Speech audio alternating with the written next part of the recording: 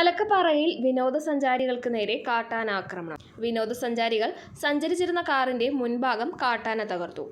ഇന്നലെ വൈകുന്നേരം 6 മണിയോടെ ഷോളയാർ തോട്ടപുരയിലായിരുന്നു സംഭവം. മലക്കപ്പാറയിൽ നിന്ന് അതിരപ്പള്ളിയിലേക്ക് വരികയായിരുന്ന കുടുംബം സഞ്ചരിച്ചിരുന്ന കാറിനു നേരെയാണ് കാട്ടാന ആക്രമണം അഴിച്ചുവിട്ടത്. ആന കാറിനു നേരെ ഓടി വരുന്നത് കണ്ട് കാർ പുറകോട്ടെടുത്തെങ്കിലും വേഗത്തിൽ ഓടി കാറിനടുത്തെത്തിയ ആന കാറിന്റെ മുൻഭാഗത്ത് കൊമ്പുകൊണ്ട് കുത്തുകയായിരുന്നു.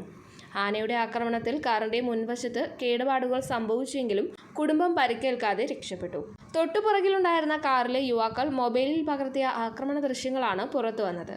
ദിനംപ്രതി നിരവധി വിനോദസഞ്ചാരികൾ എത്തുന്ന അതിരപ്പള്ളി മലക്കപ്പാറ മേഖലയിൽ വനവകുപ്പ് പെട്രോളിംഗ് ശക്തമാക്കണമെന്നാണ് നാട്ടുകാരുടെയും വിനോദസഞ്ചാരികളുടെയും ആവശ്യം.